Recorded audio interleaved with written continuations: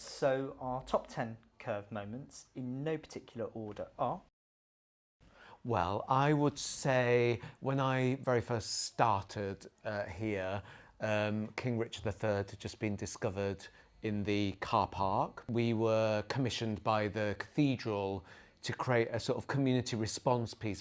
And so we put together a huge cohort of people. I think it was about 80 people. It was a real call to arms. Now, this is what it's about. Working with your community, being fully embedded in that community and jumping in feet first as they were doing. And of course it was scary along the way, but the result was magnificent thanks to those participants. That stands out as a top moment. One of mine would be, as I look at a piece of artwork on our wall there, would be Sue Townsend's The Secret Diary of Adrian Mole, aged 13 3/4, the musical, also known as the longest title for a show ever to be made. That's a highlight for me because it was the very first thing I worked on at Curve. My first week I went to a workshop and I then subsequently took on the executive producing of Sue Townsend's beloved classic book and got to develop that piece from that workshop to first performance here at Curve, to then it going to the Menier Chocolate Factory, to then it opening in London's West End earlier on this year. I made a promise that we'd get Adrian on stage, and we did that, and I'm really proud of that show. But when we painted the drum, which is, this central piece of architecture, like the heartbeat of the theatre where, the actual theatres sit, we painted it red, and we made it feel theatrical and vibrant and welcoming. And then we adorned all of those walls with work that we'd created over the last sort of few years. And that was sort of mark the 10-year celebration. But it just brought the foyers to life, and it just really felt like it was all of our shared home. I think anybody coming into the space, it just feels so welcoming and warm and fun. And I feel really proud of that. I would link with that because we did that for our 10th birthday. It was our 10th birthday year, and it was an opportunity to celebrate Curve and everything we've achieved, and actually everything that the people who before us have achieved over those years.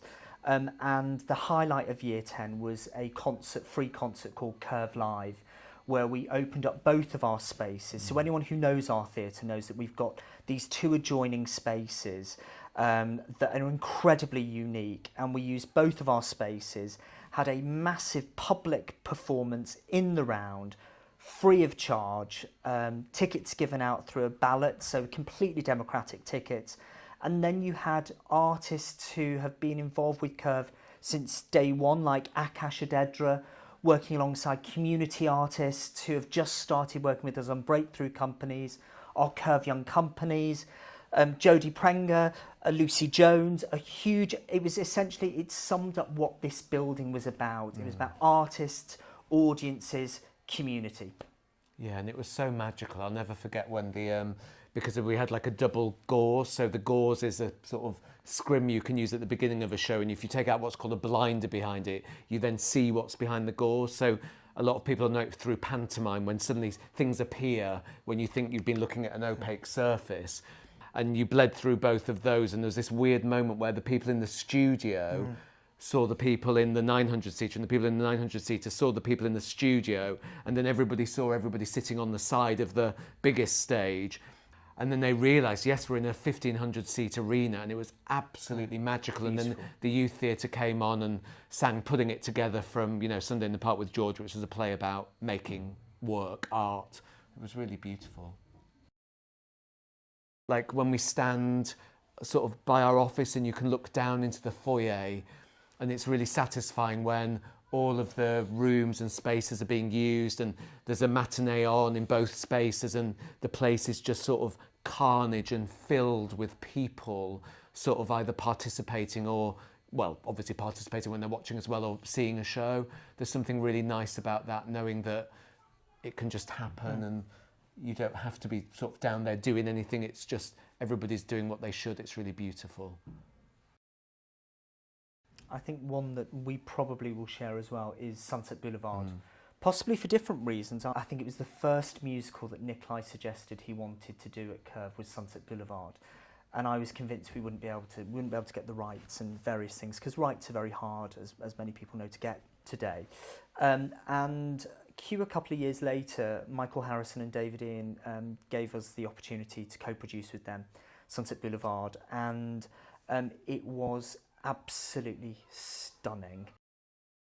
When we did Memoirs of an Asian Football Casual last year, for me it felt like a very special highlight of our 10th year, because it kind of almost summed up everything we were about as an organisation, telling stories that are from this city,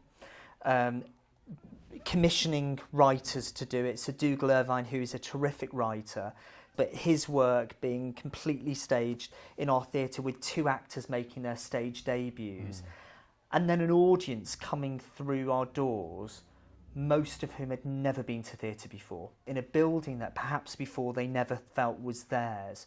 And what was absolutely joyous is seeing, I know we had a full cross-section of the diversity in every way, shape or form of our city coming to see that show. And to see these 2 young men at the start of their career, just after that first performance, they suddenly were, actually, this is really good. And I'm incredibly proud of that. You know, it's not just things that go on in this building. You know, we're so informed by the life and the vibrancy of the city. So obviously the Richard III, you know, that we alluded to earlier, but also, you know, Leicester City winning the Premier League, that was such a sort of, you couldn't help but sort of get swept up in the excitement and sort of pure theatre of that. And I think my final sort of favourite moment at Curve is probably happening right now, which is West Side Story, arguably one of the greatest musicals ever written. Sometimes you're putting a show on and you're doing it really well and you're doing your best. Other times you're putting on a show on and you don't quite know why, but the ingredients mean that there's something magical in the air and there's something really unique that's being created. It feels like West Side Story is not only going to be really magical, but the foundations we lay now will carry on to pay dividends within our communities for years to come. So that feels really like a favourite moment as well. So I guess that would be our top 10 of hundreds and hundreds of highlights. Well, every day is a highlight, isn't it? Every day is Christmas Day at Curve.